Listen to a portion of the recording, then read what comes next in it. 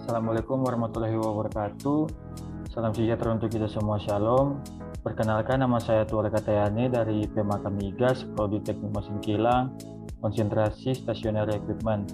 Di sini saya akan mempresentasikan hasil paper saya yang berjudul Pemeriksaan Teknis dan Optimalisasi Tangki Timbun EGB 201 KD001 di PT PLN PLTN Gelanggur.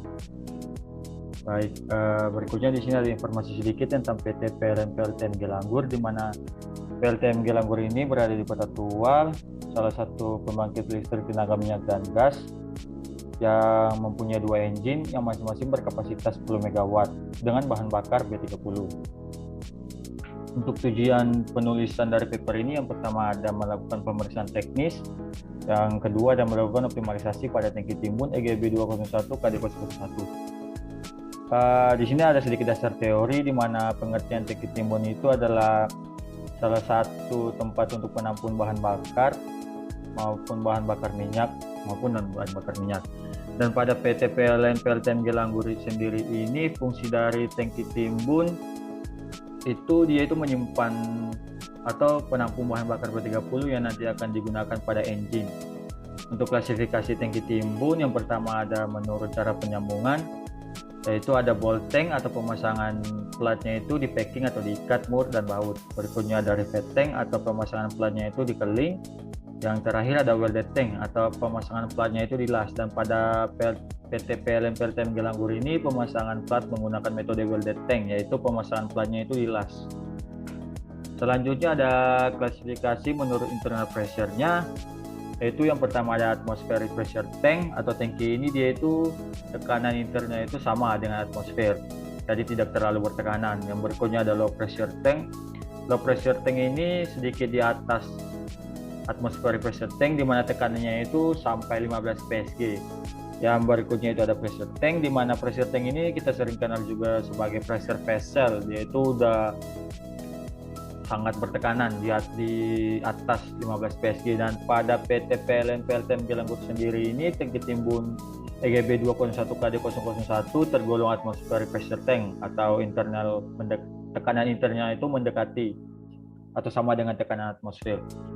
Selanjutnya ada klasifikasi menurut tipe konstruksi, di mana fixed roof tank itu salah satu tipe konstruksi dari tangki timbun. Namanya fixed roof berarti atapnya itu tetap. Di fixed roof ini juga terbagi ada beberapa jenis, itu yang pertama ada flat roof, self support cone roof, center support cone roof, dan support cone roof. Berikutnya itu ada floating roof tank atau atapnya itu dapat berubah-ubah tempat atau naik turun sesuai dengan level liquid yang tersedia. Jadi misalkan kalau level liquidnya lagi turun, atapnya pun juga ikut turun. Kalau naik, atapnya juga ikut naik. Nah, tangki floating roof ini biasanya itu didesain untuk menyimpan bahan yang mudah terbakar. Nah, di floating roof ini juga terbagi atas dua, ada external floating roof dan internal floating roof. Pada PT PLN PLTN Gelanggur sendiri, tangki timbun EGB 201 KD001 ini didesain dengan model roof, yaitu support cone roof, jadi atapnya tetap. Oke, berikutnya juga ada komponen-komponen utama yang ada pada tangki, yaitu ada fan, lubang ukur, manhole, water sprayer, pagar pengaman, saluran pengisian, saluran pengeluaran, level indikator, temperatur indikator, dan tangga. Kita masuk ke spesifikasi dari tangki timbun. Tangki timbun EGB 201 KD001 ini memiliki diameter 15.004 mm dengan volume maksimum bersih itu 2.525.019 liter. Untuk volume net atau safe capacity-nya itu 2.299.033 liter. Untuk tinggi tangki ini itu dari A sampai ke D atau dari bottom sampai ke atapnya itu tingginya itu 14.279 mm.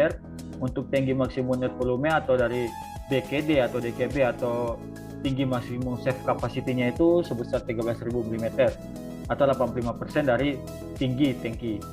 Untuk tinggi meja ukur yang pada bottom itu 2 mm. Untuk total volume rawa atau dead stock itu 0 mm. Pada dasar tangki atau plat tepi itu 894 liter. Nah, ini tangki timbun yang saya maksudkan ini ada di samping kanan ini, tangki timbun EGB 201 KD001 yang berada pada PT PLN PLTN Gelanggur. Untuk pembahasan di sini saya akan melakukan 2 pembahasan sesuai tujuan penulisan saya. Yang pertama itu melakukan pemeriksaan teknis dengan 3 dokumen, yaitu ada prosedur for inspection, ada work instruction, dan in-service checklist. Oke, yang kedua itu melakukan optimalisasi. Untuk pemeriksaan teknis tangki timbun, yang pertama melakukan prosedur for inspection itu, jadi di prosedur for inspection ini dokumen ini bertujuan untuk memastikan tangki timbun berada dalam kondisi yang aman pada saat tangki timbun ini bekerja. Jadi di prosedur for inspection itu kita diminta untuk mengecek apakah sertifikasi atau dokumen-dokumen ini pada tangki ini lengkap atau tidak, atau kata dasarnya kita mengecek akte kelahiran dari tangki timbun ini. Oke, jadi yang pertama itu ada sertifikasi sebelumnya, itu salah satu contohnya itu ada rencana perawatan tangki, prosedur kerja, dan lain-lain. Jadi kita tuh mengecek apakah rencana perawatan tangki ini tuh ada atau tidak, dokumennya, prosedur kerjanya ada atau tidak. Kalau tidak ditemukan, kita tulis dokumennya tidak ditemukan. Berikutnya juga sama, jadi dari data tangki, catatan data pabrik, spesifikasi, dan lain-lain, sejarah penggunaan dan perawatan, kita itu mengecek semua dokumen. Nah, pada saat di PLT Menggalanggur ini saya hanya mendapatkan sedikit informasi, yaitu pertama ada catatan data pabrik, yang kedua ada standar apa yang digunakan untuk pembuatan tangki timbun ini, ada plat apa yang didesain untuk shell tangki timbun ini, dan gambar aspal drawingnya. Mungkin itu sedikit penjelasan tentang dokumen dan data yang saya dapat di dokumen prosedur ini. Berikutnya juga ada dokumen kedua, yaitu work instruction for service storage tank. Jadi kita itu memeriksa secara visual. Jadi hasil inspeksi ini kita dimasukkan ke tabel. Jadi yang pertama itu kita ngecek dari atap, mengecek cangkang tangki atau shell atau fondasi, sisa proteksi, keamanan, korosi, peralatan keamanan tangki. Nah, di sini saya tidak menghitung hasil ketebalan sampai ke corrosion allowance. Yang dapat saya simpulkan yaitu untuk atap sampai ke bottom maupun sistem proteksi dan korosi pun bisa dibilang sangat baik. Kenapa saya bisa bilang sangat baik? Yang pertama itu karena tangki timbun ini tangki timbun EGB 201 KD 001 ini masih berjalan 2 tahun atau baru dibangun juga. Jadi kinerjanya pun juga masih bagus dan tidak terlalu mendapat banyak cacatan. Mungkin di catatan ini kita akan lebih lanjut bahas di dokumen selanjutnya di checklist. Nah, oke, jadi di checklist ini pun dokumen yang terakhir ini tuh kita mengecek secara visual tuh full. Jadi kita menilai gitu, wah selnya ini masih baik atau tidak, kurufnya masih baik atau tidak, fondasinya masih baik atau tidak. Nah, setelah melakukan pengecekan, kesimpulan yang dapat saya ambil itu dari contracting sampai ke roof itu bisa dibilang masih sangat baik. Yang tadi saya sudah jelaskan di dokumen sebelumnya. Karena dasarnya tangki timbun ini baru berjalan bekerja 2 tahun belakangan ini, jadi cacat korosi yang ditimbulkan pun juga tidak terdapat atau sangat sedikit. Yang dari connecting, aspalnya juga dasarnya masih bagus. Housekeeping, lingkungan dari tangki timbun ini pun juga bagus. Shellnya tidak menimbulkan kebocoran atau korosi yang sangat bisa dibilang berbahaya. Pun juga ini manual sama nozzle-nya pun juga dalam kondisi baik, tidak ada keretakan ataupun kebocoran pada sambungan las nozzle. Oke, roofnya juga pun sama, roofnya itu masih dibilang sangat baik. Jadi dengan melakukan pemeriksaan secara visual itu dapat disimpulkan bahwa atap tangki itu yang di paling atas itu masih dalam kondisi yang baik, karena tidak ada kerusakan pada cat, sama halnya juga tadi shell, tidak ada kerusakan sama cat, tidak ada kebocoran maupun korosi yang berbahaya. Di fondasinya pun juga sama, biarpun terdapat ada pecah atau betonnya pecah, tapi dalam kondisi sekarang bisa dibilang aman karena tidak ada terjadi kemiringan pada fondasi tangki maupun penurunan. Berikutnya ini optimalisasi. Jadi optimalisasi yang saya maksudkan ini itu untuk mengetahui suatu kondisi tangki timbun, baik tangki produksi maupun tangki nominasi ya, untuk mencapai kondisi optimumnya enggak. Jadi kinerja dari tangki ini itu udah optimum dalam kinerja di PLTMG Langgur ini. Jadi yang pertama saya mempunyai 4 formula, itu mencari volume save capacity, mencari rata-rata produksi harian, mencari rata-rata transfer harian, dan mencari okupansi terakhir. Nah, yang pertama kita mencari save capacity dulu. Jadi save capacity itu didapatkan dari save capacity dikali tank capacity. Jadi karena save capacity-nya hanya diizinkan 85% dikali tank capacity, yaitu yang tadi di spesifikasi 2.525.019 liter. Didapatkan save capacity-nya itu 2.146.226 liter.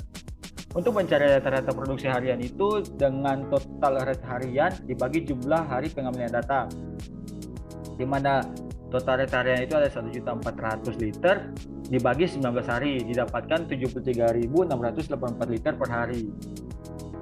Berikutnya untuk mencari rata-rata transfer, jadi total rate harian di jumlah hari pengambilan data juga. Jadi transfernya ke tangki lain atau transfer ke engine ini berapa gitu totalnya.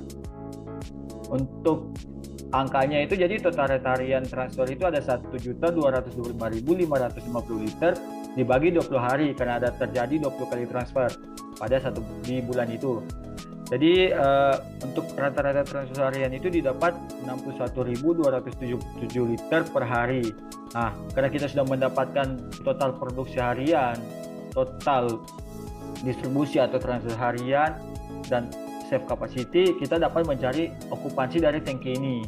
Jadi okupansi dari tangki ini itu bisa dibilang nilai tangki.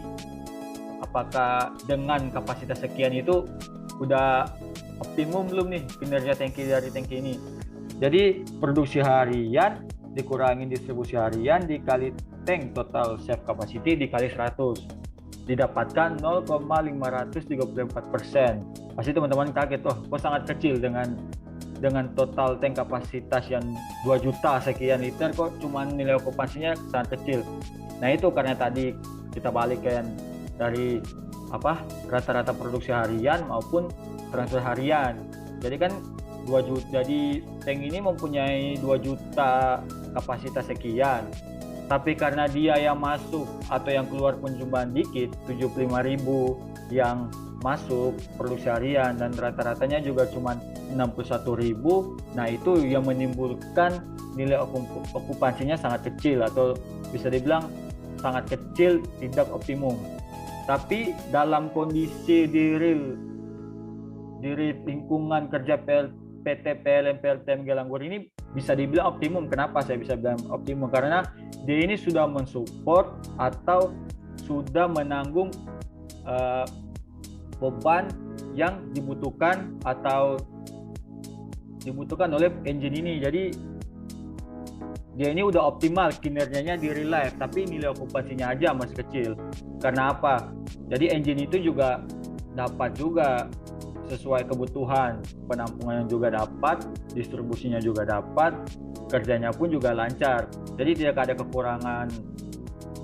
ada kekurangan bahan bakar pada engine nanti.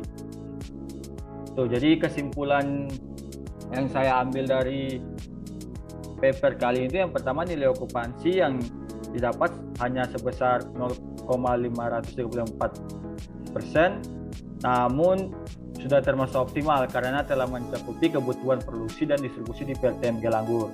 Untuk kondisi tangki mencakup bottom, shell, roof, peralatan safety dan indikator masih sangat layak dan baik. Untuk saran, untuk menaikkan nilai okupansi dengan meningkatkan rate produksi. Yang kedua itu untuk menjaga kondisi tangki agar tetap dalam kondisi yang prima, maka harus dilakukan maintenance secara berkala sesuai SOP acuan yang ditentukan. Mungkin itu sekian dari saya. Akhir kata, kalau ada salah kata saya minta maaf, tidak bermaksud untuk menyinggung siapapun. Assalamualaikum warahmatullahi wabarakatuh. Salam sejahtera untuk kita semua. Shalom.